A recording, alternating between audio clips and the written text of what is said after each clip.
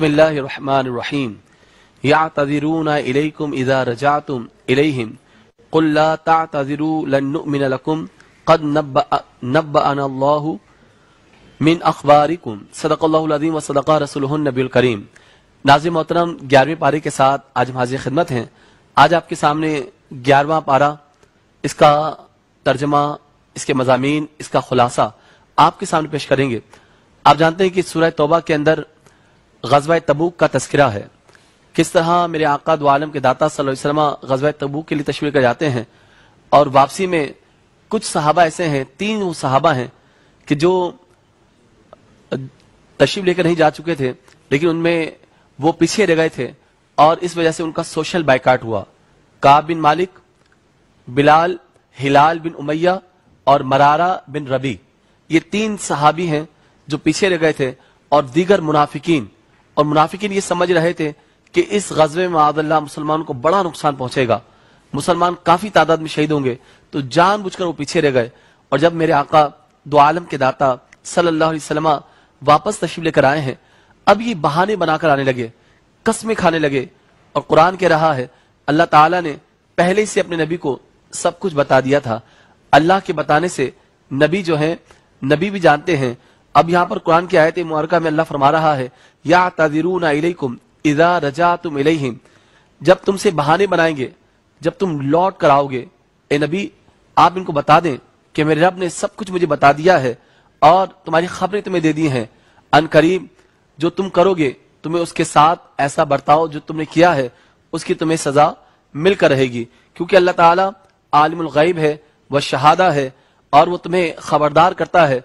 जो कुछ तुम करते हो वो सब जानता है, तुम्हारी जाहिर को, तुम्हारी बातिन को, तुम्हारी जलवत को, तुम्हारी खलवत को, सबको जानता है। सयहलिफून बिल्लाह, अनकरीब वो कसमें खा खा कर बताएंगे, बड़ी बड़ी कसमें खाएंगे कि हमारी ये मजबूरी थी, हमारी ये मजबूरी थी। मगर उनके अंदर जो निफाक था, अल्लाह ताला ने उनके निफाक को जाहिर कर दिया है और कहा कि अल्लाह ताला हरगिज हरगिज इन मुनाफिकीन से राजी नहीं होगा, इन फासिकीन से कभी राजी नहीं होगा। फिर फरमाया कि आराब जो गवार हैं वो कुफ्र में और निफाक में ज्यादा सख्त हैं। तो जहालत भी इंसान को सजा देती है। तो जो बद्दू हैं, आराबी हैं, गांव देहात के रहने वाले हैं, तो वो बसा औकात अपनी अल आराबु अशद्दु कुफ्रन व निफाकन, यानी गवार बद्दू किस्म के लोग वो निफाक में, कुफ्र में बहुत ज्यादा सख्त होते हैं और वो इसी काबिल है अल्लाह ने जो हुक्म दिया है अपने रसूल पर उतारे, इससे जाहिल रहे। और अल्लाह इल्म और हिकमत वाला है। आगे बताया जा रहा है जो ऐसे भी आराब है, बद्दू हैं कि जो अल्लाह पर ईमान लेकर आए, यौम आखिरत में लेकर आए और जो खर्च करें अल्लाह के रास्ते में, तो फिर अल्लाह की तरफ से उनके लिए बरकतें हैं और रसूलुल्लाह की तरफ से उनके लिए दुआएं हैं, इंदल्लाहि व सलावातिर रसूल। और फिर फरमाया गया अन करीब अल्लाह ताला उन्हें अपनी रहमत में दाखिल फरमाएगा। यहाँ रहमत से मुराद जन्नत है, बागात हैं। इन्नल्लाह गफूर रहीम। और फिर फरमाया वस्साबिकून अल-अव्वलून मिनल मुहाजिरीन, और सबसे पहले जो रसूलुल्लाह पे पहले ईमान लेकर आए, जिन्होंने मक्के की सख्तियां देखी हैं, अस्साबिकून अल-अव्वलून रहे, हर वक्त हुजूर के साथ रहे, 13 साल मक्की दौर गुजारा है, तो यकीनन उनका दर्जा बहुत बुलंद है। उनके बाद जो मुहाजिरीन है, फिर उनके बाद अंसार हैं, और इस तरह जो इनको तरतीब बताई गई है, फरमाया गया अल्लाह इनसे राजी है, ये सब अल्लाह से राजी हैं और उनके लिए बागात हैं और उनके नीचे नहरें बह रही हैं। अल्लाह उन सब से राजी है। ज़ालिकल फौजुल अज़ीम, और ये बहुत बड़ी कामयाबी है अल्लाह की तरफ से। और कहा और ए हबीब तुम्हारे पास कुछ मुनाफिकीन, कुछ गवार किस्म के लोग मुनाफिकीन आएंगे आले मदीना के अंदर, और आप उन्हें नहीं जानते, आप उनको लौटा दें और हम उन्हें जानते हैं, जल्द हम उन्हें दोबारा अजाब करेंगे, फिर बड़े आजाब की तरफ वो फेरे जाएंगे। यानी एक तो आराब हैं, एक तो देहाती हैं और ऊपर से निफाक में सख्त भी हैं, कुफ्र में भी सख्त है, और फिर वो पलट पलट कर कसमें खा खा कर बदल बदल कर आपके पास आते हैं। और यकीनन अल्लाह ताला उनकी दिली कैफियत को जानता है और अल्लाह देख रहा है तुम्हारे सारे अमाल को, और उसके रसूल और मुसलमान भी इस बात पे गवाह है। अल्लाह ताला अन करीब जो तुम कर रहे हो वो तुम्हारे सामने दिखाएगा। अब यहाँ आयत नंबर, इसमें वल्लज़ीना तख़ज़ू मस्जिदन दिरारन व कुफ्रन, अब यहाँ मस्जिद जिरार का तस्करा हो रहा है। बात ये हुई کہ مسجد قبا بن چکی ہے اور یہاں مسلمان مسجد قبا جس کی بنیاد تقوی پر رکھی گئی، پرہیزگاری پر رکھی گئی، اور یہاں کوئی اپنی گھر سے چلے وضو کر کے اور یہاں 2 نفل ادا کرے تو اسے پورے عمرے کا ثواب ملتا ہے۔ اب اسی کے قریب میں مسجد زرار بنائی گئی، اور وہ بنائی تو منافقین نے تھی، مگر ان کی سرپرستی عیسائی کر رہے تھے اور در پردہ مسلمانوں کے خلاف سازش کر رہے تھے۔ اب ان کی خواہش یہ تھی کہ حضور ان کے پاس آئے اور وہاں مسجد میں نماز پڑھیں تاکہ مسلمانوں کا اعتماد بحال ہو جائے اور مسلمان یہاں کثرت کے ساتھ آئے، اور حضور کی بارگاہ میں بار بار آتے تھے کہ ہماری مسجد چلے، آپ وہاں نماز پڑھ لیں، یہ ہمیں بڑی دور پڑتی ہے۔ اس طرح اللہ تعالیٰ نے متنبہ فرمایا، اے حبیب یہ مسجد زرار ہے، یہ فائدہ پہنچانے والی مسجد نہیں، یہ ضرر پہنچانے والی مسجد ہے، مسلمانوں کے خلاف بن رہی ہے۔ اور اللہ تعالیٰ نے سب کچھ بتا دیا، اور پھر اللہ کے نبی نے اس مسجد کو صحابہ کو بھیجا، کہا جاؤ اس مسجد کو جا کر آگ لگا دے۔ اب دیکھیں 11ویں پارے میں سورہ توبہ کے اندر ہے، پتا چلا کہ ہر مسجد نافع نہیں ہوتی، کچھ مسجدیں زرار بھی ہوتی ہیں جو تکلیف پہنچاتی ہیں اور مسلمانوں کے خلاف پلاننگ کرنے کے اندر وہ جو ہے آگے بڑھ کر کام کرتی ہیں۔ تو یہاں منافقین نے یہی کام کیا اور پھر فرمایا تو اس مسجد کو آگ لگا دی گئی۔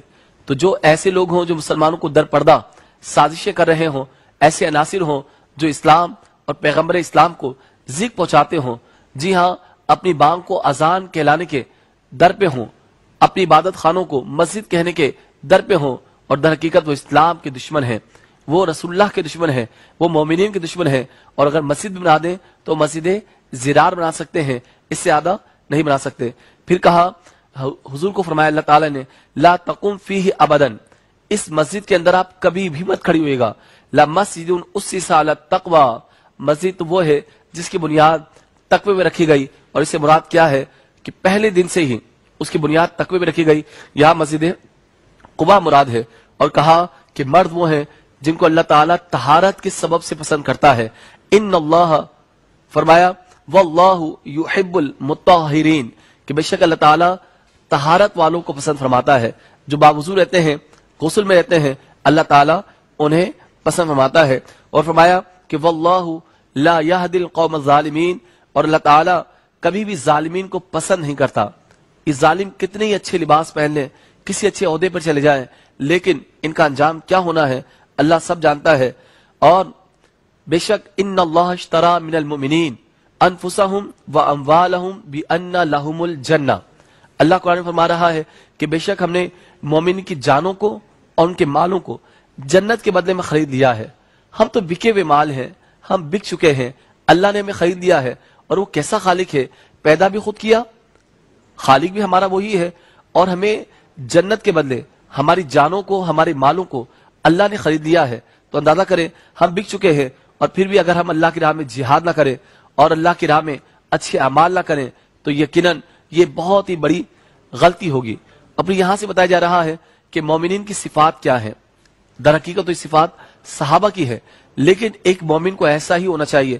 فرمایا ان کی شان یہ ہے کہ وہ اپنی جانوں کو، اپنے نفسوں کو، اپنی جانوں کو، اپنے مالوں کو جنت کے بدلے بیچ دیتے ہیں، اور ہر چیز قربان کر کے اس کی راہ میں نکل جاتے ہیں۔ فرمایا ان کی شان یہ ہے التائبون العابدون، یہ توبہ کرنے والے ہیں، عبادت کرنے والے ہیں، الحامدون، حمد کرنے والے ہیں، السائحون، روزہ رکھنے والے ہیں، الراکعون، رکوع کرنے والے ہیں، الساجدون، سجدہ کرنے والے ہیں، الامرون، نیکی کا حکم دینے والے ہیں، بالمعروف، اچھی باتوں کا پیغام دینے والے ہیں، والناہون عن المنکر، اور بری باتوں سے روکنے والے ہیں، والحافظون لحدود اللہ، اور اللہ کی حدود کی حفاظت کرنے والے ہیں، وبشر المؤمنین، اور خوشخبری سناؤ مسلمانوں کو۔ تو پتہ چلا یہ صفات مومنین کے اندر ہونی چاہیے، یہ عابد ہوں، یہ ساجد ہوں، یہ روزے دار ہوں، یہ جھکنے والے ہوں، یہ رکوع کرنے والے ہوں، یہ اللہ کی راہ میں قربان کرنے والے ہوں، تو مومن کی یہ صفات ہونی چاہیے۔ کہا اور نبی اور ایمان والوں کو لائق نہیں کہ مشرکوں کی بخشش چاہیں اگرچہ وہ رشتہ دار ہی ہوں۔ اگر وہ مشرک ہوں تو یہ نہ چاہیں، تو مومن کو چاہیے تو ایک تو یہ کہ کافروں کے لیے دعا بھی نہیں کر سکتے، اگر کافر کوئی مر جائے اس کی دعا نہیں کر سکتے، مشرک کے لیے دعا بھی نہیں کر سکتے۔ اور یاد رکھیے کہ اگر ہاں وہ زندہ ہیں تو ان کی ہدایت کی دعا کی جا سکتی ہے کہ اللہ ان کو ایمان کی دولت دے دے، کہ جس طرح میرے آقا دو عالم کے داتا صلی اللہ علیہ وسلم نے فاروق اعظم کے لیے دعا کی، آپ دعائے مصطفیٰ ہیں۔ عمر دعائے مصطفیٰ ہے، آپ نے دعا کر کے اللہ سے مانگا ہے۔ اسی طریقے سے کہ کہا کہ اور اللہ تعالیٰ کبھی بھی کسی قوم کو ہدایت نہیں دیتا مگر اس قوم کو جس کو اپنی ہدایت کی فکر ہوتی ہے، جب تک انہیں صاف نہ بتا دے کہ کس چیز سے انہیں بچنا ہے، اور بے شک اللہ تعالیٰ سب کچھ جانتا ہے۔ فرمایا اللہ لہ ملک السماوات والارض، اور وہی آسمانوں اور زمینوں کی سلطنت ہے، اسی کے پاس ہے، یحیی و یمیت، اور وہی زندہ کرتا ہے، وہی مارتا ہے، اور اللہ کے سوا نہ تمہارا کوئی ولی ہے نہ کوئی مددگار ہے، اور بے شک اللہ تعالیٰ تمام غیب کی خبریں جاننے والا ہے۔ اور یہاں پر نشانیاں بیان کی جا رہی ہیں اہل ایمان کی جو توبہ کرتے ہیں، رجوع لے کر آتے ہیں۔ اللہ فرماتا ہے ان اللہ، جی ہاں، جب غلطی ہو جائے نا بتقاضے بشریت تو پھر جھک جانا، غلطی کا اعتراف کر لینا، اقرار کر لینا، یہ سنت آدم ہے۔ اور یاد رکھے، اور اس پہ اکڑ جانا یہ عزازیل یعنی ابلیس کا طریقہ ہے۔ عزازیل نے یہ کیا تھا، وہ اکڑ گیا تھا۔ ابلیس نے کیا وہ اکڑ گیا تھا۔ اس لیے فرمایا کہ بے شک اللہ تعالیٰ توبہ قبول کرنے والوں کو توبہ انہی کی قبول فرماتا ہے کہ جو رجوع لے کر آتے ہیں۔ بے شک اللہ توبہ قبول کرنے والا ہے اور مہربان ہے۔ پھر فرمایا کہ یا ایھا الذین آمنوا اتقوا اللہ وکونوا مع الصادقین، اے ایمان والو اللہ سے ڈرو اور سچوں کے ساتھ ہو جاؤ۔ دیکھیں، جھوٹوں کے ساتھ نہیں رہ سکتے۔ آج ہم بات میں جھوٹ بولتے ہیں، ہم دیکھتے ہیں ہمارے رشتہ دار ہے، یہ ہمارا دوست ہے، یہ ہمارا قریبی ہے، چاہے وہ سچ بولے یا جھوٹ، ہم ان کا ساتھ دیتے ہیں۔ ایسا ہرگز نہیں کرنا چاہیے۔ اور پھر یہاں بتایا جا رہا ہے کہ جو 3 اشخاص پیچھے رہ گئے تھے، ان کے نام میں نے آپ کو بتائے کہ کعب بن مالک اور ہلال بن امیہ اور مرارہ بن ربی، تو یہ وہ صحابی تھے کہ جو پیچھے رہ گئے تھے، مگر میرے نبی صلی اللہ علیہ وسلم بہت جلال میں تھے اور اللہ کا حکم تھا تو ان کا سوشل بائیکاٹ کر دیا گیا، سماجی بائیکاٹ کر دیا گیا کہ اب یہ لوگوں سے نہیں ملیں گے۔ 40 دن تک صحابہ نے ان سے سلام کرنا بھی ترک فرما دیا، اور یہ بالکل ان کا بائیکاٹ کیا گیا۔ پھر یہ روتے رہے، توبہ کرتے رہے۔ 40 دن کے بعد کہا گیا کہ اپنی بیویوں سے بھی علیحدگی کر لو۔ اب گھر والی بات نہیں کرتے تھے، کہتے تھے، یہ صحابہ کہتے ہیں کہ ہمیں ایسا لگتا تھا کہ پوری زمین ہم پر تنگ ہو گئی ہے، بس ابھی ہمارا دم گھٹ جائے گا، اور ہمیں بہت رونا آتا تھا۔ حتیٰ کہ ایک عیسائی بادشاہ کا پیغام بھی آیا کہ سنا ہے کہ تمہارے نبی نے تمہیں چھوڑ دیا ہے، تم چاہو تو ہمارے پاس آ جاؤ۔ تو کہتے ہیں ہمیں ڈر لگتا تھا کہ آج ہم ایسے ہو گئے کہ آج کفار کی دعوت نامے آتے ہیں، ان کے خطوط آتے ہیں، اور رونا شروع ہو گئے۔ حتیٰ کہ اتنا روئے، ایسی سچی توبہ کی کہ اللہ تعالیٰ نے ان کی توبہ قبول فرما لی۔ اور 50 دن کے بعد قرآن کی سورہ توبہ میں ان کی توبہ کا تذکرہ ہے، اللہ تعالیٰ نے ان کی توبہ کو قبول فرما لیا ہے۔ تو پتہ چلا اس سورہ توبہ کے اندر 2 باتیں پتہ چلی، ایک تو مخلصین کی توبہ اور ایک منافقین کا انداز۔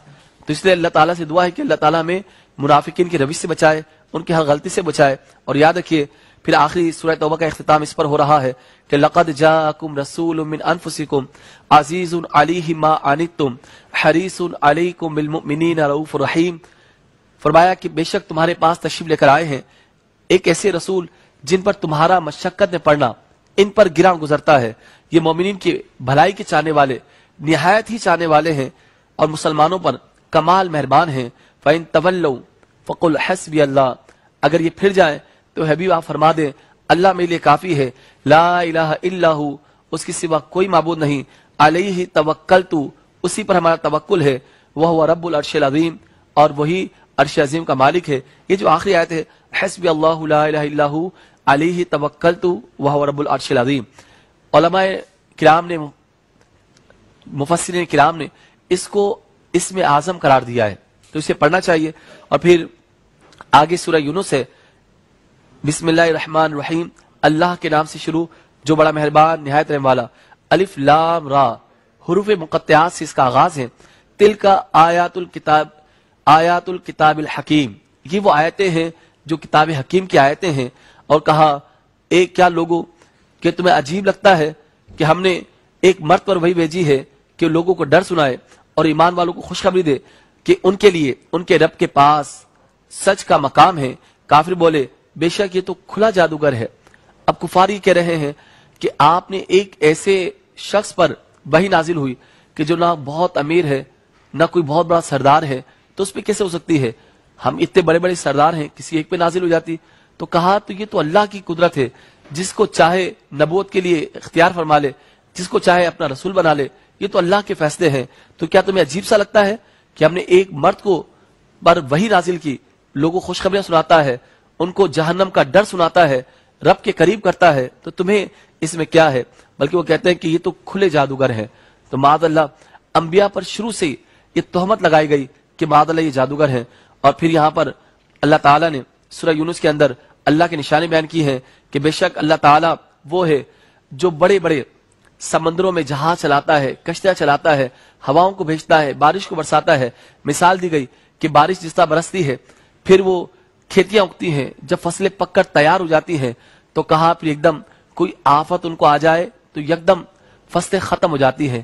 اسی طرح اللہ تعالیٰ نے تمہیں تخلیق کیا ہے، تم بچپن سے جوانی میں آئے، طاقت میں آ گئے، اب تمہیں موت آئے گی اور تمہاری زندگی کا خاتمہ ہو جائے گا۔ جیسے کھڑی فصلیں تباہ ہو سکتی ہیں، ایسی تم جوانی کے اندر بھی تم موت کا شکار ہو سکتے ہو۔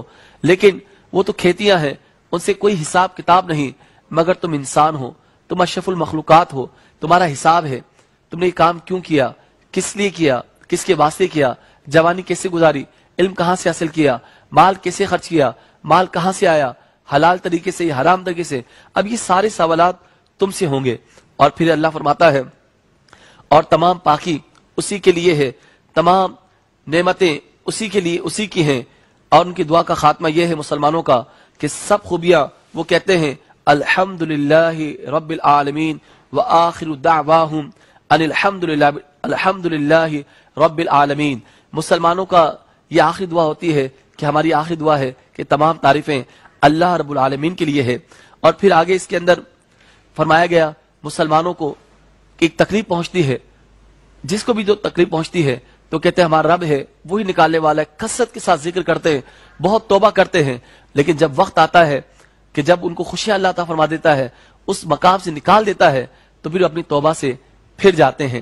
اسی طریقے سے قوم یونس کے بارے میں تذکرہ ہے کہ کس طرح یونس علیہ السلام نے ان کو سمجھایا، مگر قوم باز نہیں آئی، تو آپ نے وہ علاقہ چھوڑ دیا اور آپ تشریف لے کر چلے گئے، اور کشتی سے کس طرح آپ کو سمندر برد کر دیا گیا، مچھلی نے آپ کو نگل لیا ہے اور کچھ دنوں کے بعد ساحل پہ چھوڑا ہے، اور وہاں پوری قوم باہر نکلی ہے، اور باہر نکلنے کے بعد ان کے بچے، ان کے بڑے، ان کی عورتیں، ان کے بوڑھے، ان کے کمزور، ان کے بیمار، ان کے مویشی تک سب جنگلوں میں آ گئے، توبہ کرنے لگے۔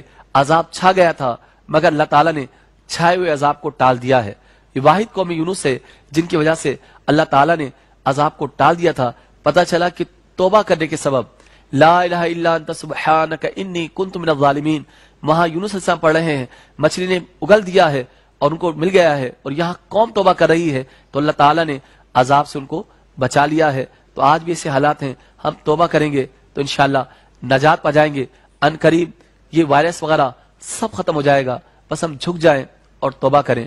وما علینا الا البلاغ۔